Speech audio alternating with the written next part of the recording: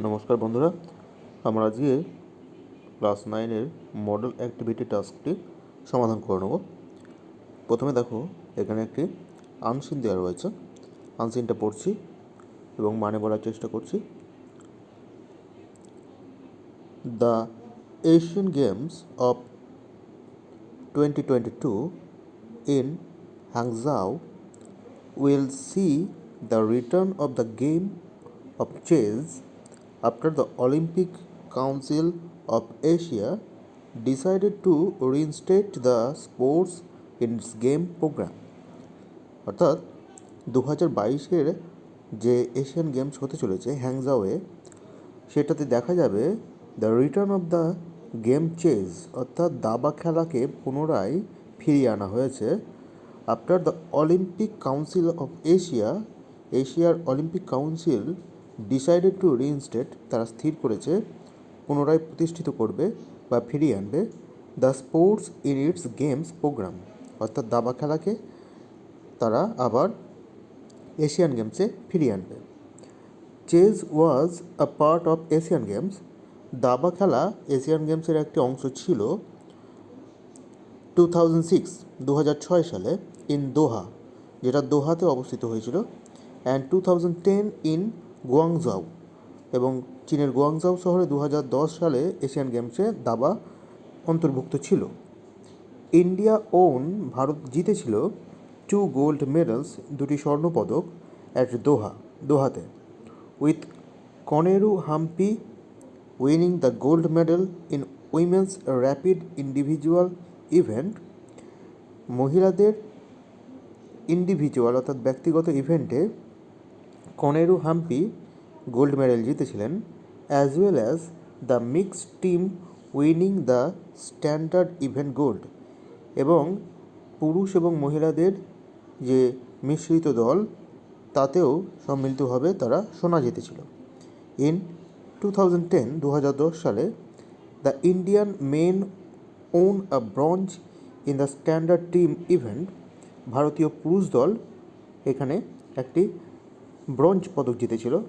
While D Harika took the bronze in the women's individual event, যেখানে ডি হারিকা নামক একজন মহিলা বিভাগের ব্রঞ্জ মেডেল জিতেছিলেন। বিশ্বনাথন আনন্দ, আমরা নাম জানি অনেকেই, ভারতের সর্বশ্রেষ্ঠ দাবাড়ু, 5 টাইম ওয়ার্ল্ড চ্যাম্পিয়ন, যিনি 5 বারের বিশ্ব চ্যাম্পিয়ন ছিলেন, and India's first grand master, এবং ভারতের প্রথম তিনি গ্র্যান্ড মাস্টার অর্থাৎ দাবার সর্বশ্রেষ্ঠ যেটা খেতাব। এক্সপ্রেসড হিজ হ্যাপিনেস, তিনি তার আনন্দ এক্সপ্রেস অর্থাৎ প্রকাশ করেছেন, over the inclusion of chess, পুনরায় দাবাকে অন্তর্ভুক্ত করার ব্যাপারে, ইন 2022 সালে এশিয়ান গেমসে। The all India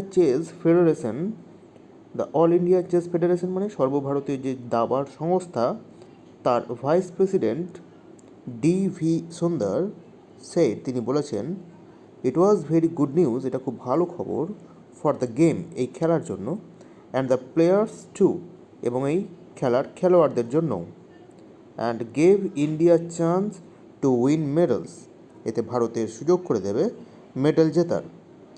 he also expected, তিনি আরও আশা করেন, a team event and individual events to be part of the games, এই খেলাতে এই গেমসে যেন ব্যক্তিগত এবং দলগত দুটো ইভেন্টই অংশগ্রহণ করা যায় দাবার ক্ষেত্রে। এখান থেকে এবার আমরা প্রশ্ন দেখে নেব কী কী আছে। দেখো, অ্যাক্টিভিটি 1-এ আছে, choose the correct alternative to complete the following sentences. 1 number, the Asian games of 2022 will be held in, কোথায় উপস্থাপিত হবে? হ্যাংজাও শহরে, option D. Number 2, in the standard team event 2010, the Indian men own, 2010 সালে ভারতীয় যে পুরুষ তিনি জিতেছিলেন, এখানে দেখো পাবে 2010 সালে the Indian men won bronze, তিনি জিতেছিলেন একটি ব্রঞ্জ পদক। তাহলে এখানে আমরা অপশন এ পাবো, ব্রোঞ্জ। 3 নম্বরে, the vice president of all India chess federation is, vice প্রেসিডেন্টের আমরা নাম পেয়েছিলাম কি, DV সুন্দর, অপশন এ। ওকে, অ্যাক্টিভিটি 2-এ দেখো, অ্যাক্টিভিটি 2-এ একটি গ্রামাটিক্যাল টাস্ক দেওয়া আছে। কি বলা আছে প্রথমটাতে দেখে নিই। Do as directed. 1 নম্বর আছে, I wish you to be quiet, change into complex sentence. তাহলে এটা করবো আমরা কি, I wish that you will be quite.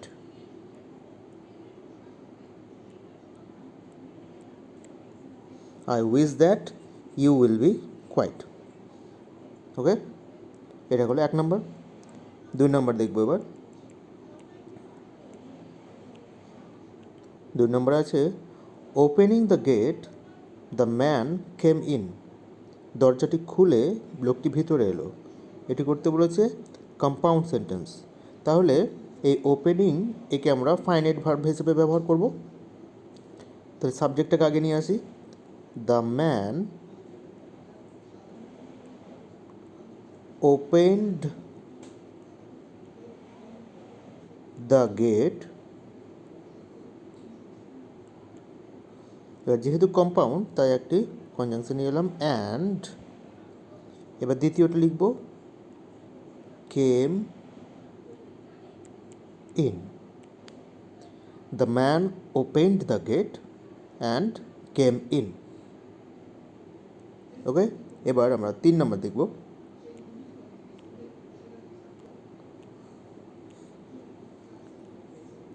I know who said it, দেখো এটা কমপ্লেক্সে দেওয়া আছে। তাহলে করতে হবে কি, change into simple sentence.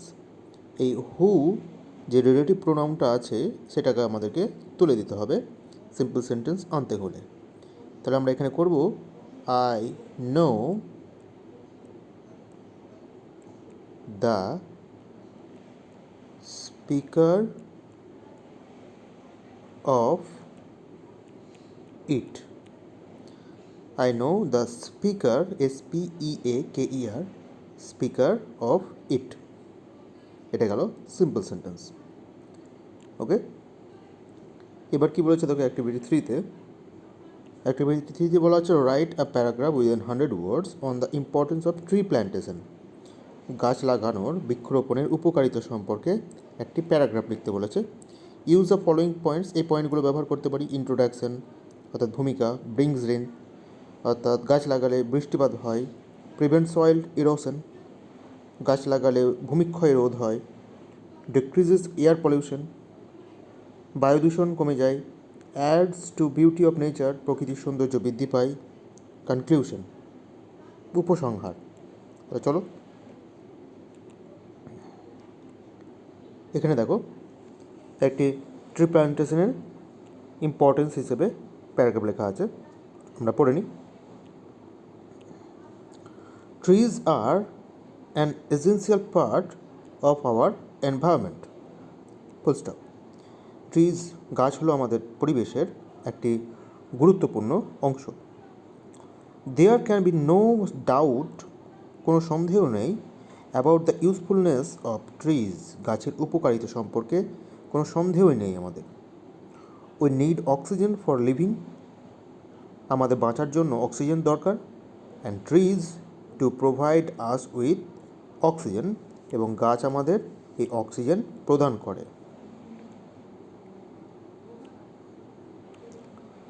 Trees cause rainfall, গাছ বৃষ্টিপাত ঘটায়, অ্যান্ড দাস, এবং এইভাবে prevent the spread of desert, মরুভূমির বিস্তার আটকে দেয়, অর্থাৎ বৃষ্টিপাত ঘটায় যে সমস্ত অঞ্চল মরুপ্রায় অঞ্চল সেই সমস্ত অঞ্চলকে বাঁচিয়ে দেয়।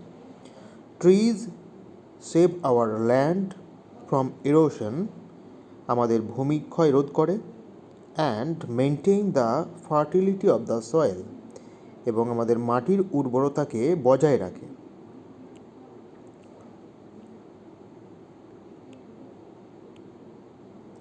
ট্রিজ গিভ আস শেড, গাছ আমাদের ছায়া দেয়।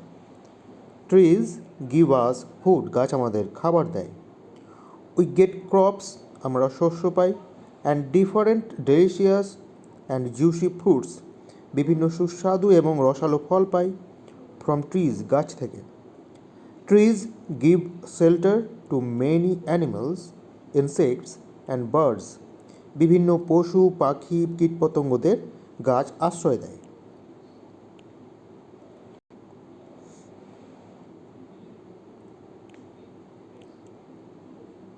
ইন দিস ওয়ে, এইভাবে, ট্রিজ হেল্প মেনটেন, গাছ সাহায্য করে বজায় রাখতে, ইকোলজিক্যাল ব্যালেন্স, প্রাকৃতিক ভারসাম্য।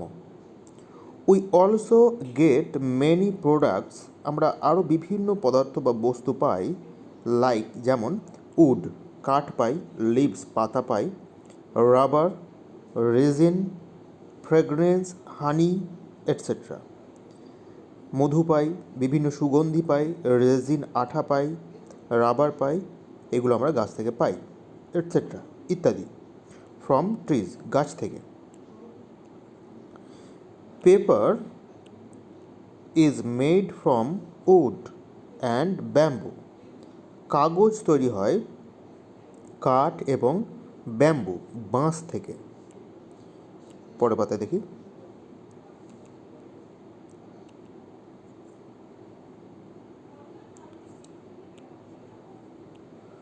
Tree plantation additionally urges vegetation to develop, বৃক্ষরোপণ অতিরিক্তভাবে আরও জোর দেয় ভেজিটেশন টু ডেভেলপ, অর্থাৎ ফসল যাতে আরও উন্নতি লাভ করে বা বেশি ফলে। Birds make their Holmes in the trees, পাখিরা গাছে তাদের বাসা বানায়। Subsequently adding to the beauty of nature, একইভাবে প্রকৃতির সৌন্দর্য বৃদ্ধি পায়। বার্ডস অ্যাডিশনালি স্ক্যাটার সিডস, পাখিরা বিভিন্ন ফলের বীজ স্ক্যাটার, ছড়িয়ে দেয়।